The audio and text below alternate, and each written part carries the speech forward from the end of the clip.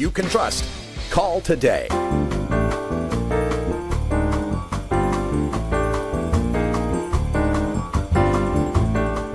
This is your 420 Radio News for Monday, November 25th, 2013. I'm Russ Belville. More drivers test positive for pot since Washington legalized cannabis, police say. This from the New York Daily News. The number of Washingtonians who tested positive for pot while driving got higher ever since the leaf's legalization in January, authorities said. Washington State Patrol says it found THC, marijuana's psychoactive ingredient, in the bloodstream of 745 drivers pulled over this year. That's a 9 percentage point increase from where we were last time at this year, Sergeant Jason Hicks explained. The State Patrol arrests about 20,000 people every year on suspicion of driving under the influence of a controlled substance. Other police agencies report similar numbers, but Hicks says that legal recreational use of pot is too new for them to definitively say that it led to the jump. Quote, in about 3 years, we will have an idea of whether marijuana is showing an increase, end quote, he said. Another explanation could be a mandatory class for troopers on detecting people under the influence of any drugs. Still another could be the ability of authorities to obtain more blood samples than before, Hicks suggested. Colombian arrested in feds marijuana raids that seized guns and ammo in Colorado, from the Denver Post. Federal authorities seized 5 assault-style rifles, 5 handguns, a shotgun, and a large cache of ammunition during a search last week of a home in connection with a major raid on medical marijuana businesses in the Denver metro area, according to a court document unsealed Monday.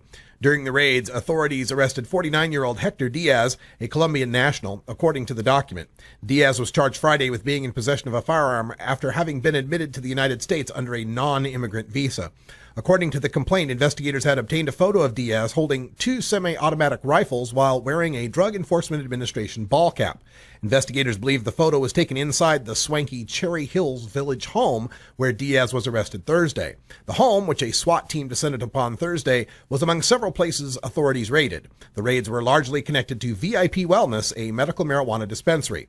Sources have told the Denver Post that investigators are looking into possible links between the dispensary and Colombian drug cartels.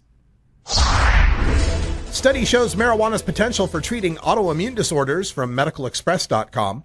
A new study from researchers at the University of South Carolina provides evidence that THC, a principal ingredient in marijuana, may be beneficial in treating those with autoimmune disorders. The study was performed by researchers from USC's School of Medicine by injecting laboratory mice with THC. Lead authors have studied how marijuana can alter immune functions and inflammation for over a decade. They were the first to show that marijuana components suppress inflammation. The current study, along with others, suggests that marijuana can act as a double-edged sword. On one hand, suppressing inflammation and thereby increasing susceptibility to certain diseases, while on the other, serving as an effective treatment modality against inflammatory and autoimmune diseases. New York City Council debates medical marijuana resolution, from politicker.com.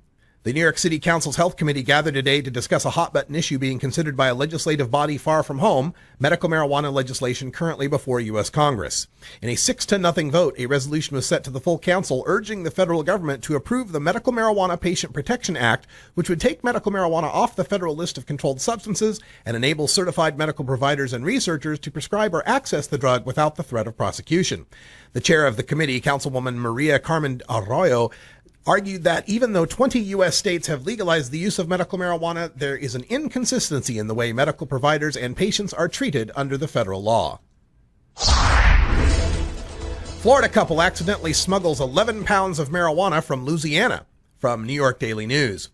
A Florida couple accidentally hauled an 11-pound stash of marijuana home from Louisiana, authorities said. The Key Largo husband and wife carried the leafy contraband throughout a 900-mile journey before they got back to Florida, popped open a pair of mysterious suitcases, and discovered bags of weed inside. The alarmed couple quickly called the local sheriff's office, authorities said. The strange case of the accidental smugglers began in July when a puzzling package arrived at one of the couple's rental properties in Louisiana. The box was still there when the husband and wife recently took a trip to check on several of their vacation properties. They opened the box and found 2 locked blue suitcases inside. Thinking the bags were lost luggage being returned to someone, they tossed them in their truck and planned to deal with them later, authorities said.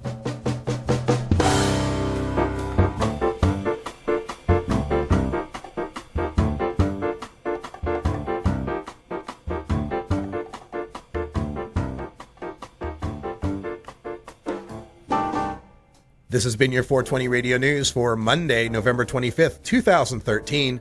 I'm Russ Belville. When we come back, we go behind the headlines and remember the life of Peter B. Lewis, the founder of Progressive Insurance, who died at his home in Coconut Grove, Florida this Saturday at the age of 80. Mr. Lewis was one of the major contributors to marijuana legalization and medical marijuana over the past 2 decades. You're listening to The Russ Belville Show on 420radio.org. We'll be right back.